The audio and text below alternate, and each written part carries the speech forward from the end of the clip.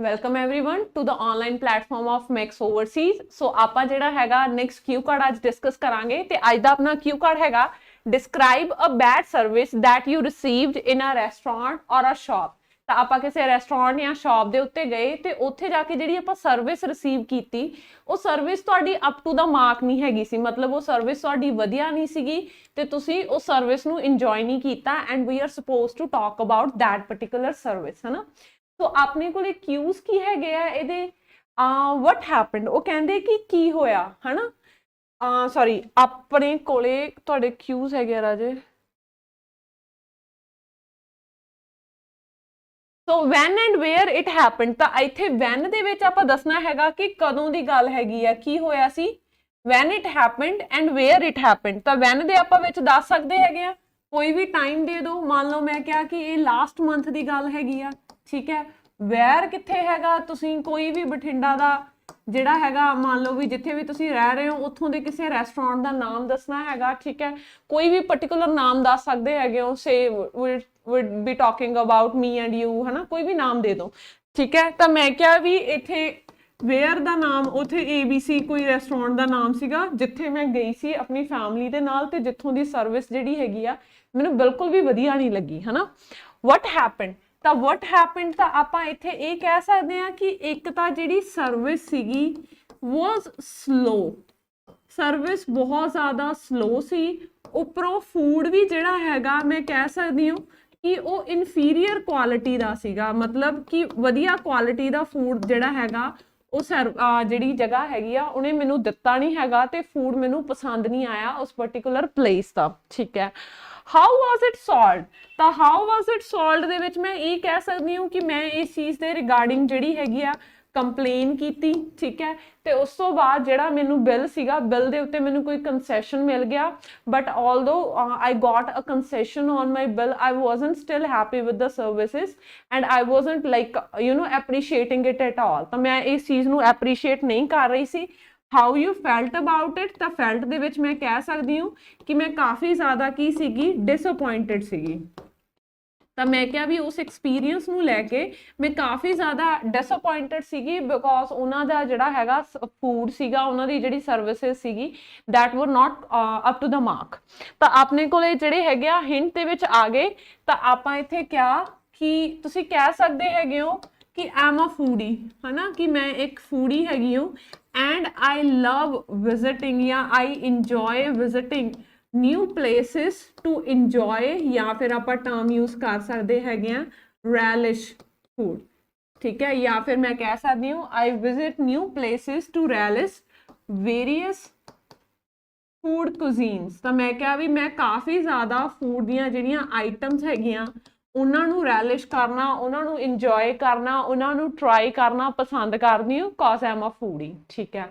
then I'll talk about, now I'll be sharing an experience with you. It happened last month when I visited to a restaurant named ABC in the locality of Bathinda। ਤਾਂ ਮੈਂ ਦੱਸਦਾ ਕਿ ਮੈਂ ਇੱਕ restaurant visit ਕੀਤਾ ਸੀ ਜਿਹਦਾ ਨਾਮ ABC ਸੀਗਾ ਤੇ ਜਿਹੜਾ ਮੇਰੀ ਜਿਹੜੀ ਹੈਗੀ ਆ ਲੋਕੈਲਿਟੀ ਦੇ ਵਿੱਚ ਹੀ ਸੀਗਾ, ਠੀਕ ਹੈ। ਸੋ ਮੈਂ ਕਿਹਾ I really disliked, ਤਾਂ ਮੈਂ ਕਿਹਾ ਵੀ ਮੈਂ ਬਿਲਕੁਲ ਹੀ ਜ਼ਿਆਦਾ ਡਿਸਲਾਈਕ ਕੀਤਾ ਹੈਗਾ the services provided by that particular restaurant। there were two reasons for it। ਤਾਂ ਮੈਂ ਇੱਥੇ ਹੁਣ ਹਾਈਲਾਈਟ ਕਰਤਾ ਕਿ ਇਸ ਚੀਜ਼ ਦੇ ਦੋ ਕਾਰਨ ਸੀਗੇ, ਹਨਾ, two reasons ਸੀਗੇ।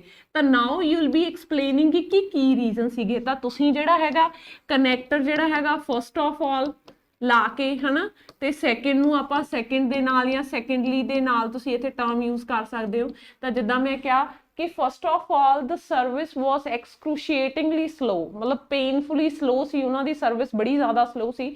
ਸੋ ਮੈਂ ਕਿਹਾ first of all the service was slow and on top of it the food was of inferior quality, ਜਾਂ ਫਿਰ ਮੈਂ ਕਿਹਾ ਵੀ secondly the food was of inferior quality and both these things made it impossible for me to enjoy food at that particular place। ਤਾਂ ਦੋਨਾਂ ਚੀਜ਼ਾਂ ਨੇ ਇਹ ਚੀਜ਼ ਮੇਰੇ ਵਾਸਤੇ impossible ਕਰਤੀ ਸੀ ਕਿ ਮੈਂ ਉੱਥੇ ਜਿਹੜਾ ਹੈਗਾ ਫੂਡ ਨੂੰ enjoy ਕਰਾਂ। I complained about the food to the manager। मैं क्या भी he was not coordinate he was not coordinating with me at all, ਤਾਂ ਉਹ ਬੰਦਾ ਜਿਹੜਾ ਹੈਗਾ ਮੇਰੇ ਨਾਲ ਜਿਹੜਾ ਹੈਗਾ ਕੋਆਰਡੀਨੇਟ ਹੀ ਨਹੀਂ ਕਰ ਰਿਹਾ ਸੀਗਾ with me at all, but at the end of the day he gave us a concession on a bill, है ना। ਤਾਂ ਮੈਂ ਕਿਹਾ ਵੀ ਉਹਨੇ ਸਾਨੂੰ ਜਿਹੜਾ ਹੈਗਾ ਬਿੱਲ ਦੇ ਉੱਤੇ concession ਦੇਤਾ, ਠੀਕ ਹੈ। So at the end of the day, I can say that I was really disappointed by the services of that particular restaurant because I had the high expectation from that particular place. ਤਾਂ ਮੈਂ ਕਿਹਾ ਵੀ ਮੇਰੀਆਂ ਜਿਹੜੀਆਂ expectations ਸੀਗੀਆਂ, ਤਾਂ expectations ਤੁਹਾਡਾ vocab ਦੇ ਵਿੱਚ word ਪੈ ਜਾਊਗਾ। ਤਾਂ ਮੈਂ ਕਿਹਾ ਵੀ ਜਿਹੜੀਆਂ ਮੇਰੀਆਂ expectations ਸੀਗੀਆਂ ਉਸ place ਤੋਂ ਉਹ ਕਾਫੀ ਜ਼ਿਆਦਾ ਹਾਈ ਸੀਗੀਆਂ, ਤੇ ਮੈਂ ਜਿਹੜਾ ਹੈਗਾ at the end of the day ਮੈਂ ਕੀ ਹੋ ਗਈ, disappoint ਹੋ ਗਈ। ਤਾਂ ਇਹਦੇ ਨਾਲ ਹੀ ਰਾਜੇ ਜਿਹੜਾ ਤੁਹਾਡਾ ਇਹ ਕਿਊ ਕਾਰਡ ਹੈਗਾ ਉਹ ਡਨ ਹੋ ਗਿਆ। Now let's move to your follow up question. तो अपने क्वेश्चंस है गया, how do most people respond to bad services. तो मैं क्या भी most of the people are not don't tolerate bad services these days, they just complain about this services to the manager or higher authorities whenever they are coming across such situation। ਤਾਂ ਲੋਕ ਕੀ ਕਰਦੇ ਹੈਗੇ, basically ਲੋਕ complain ਕਰਦੇ ਹੈਗੇ ਇਦਾਂ ਦੀਆਂ ਚੀਜ਼ਾਂ ਨੂੰ ਲੈ ਕੇ, ਹਨਾ। ਨੈਕਸਟ ਆ ਗਿਆ, do you think services are better now than the past.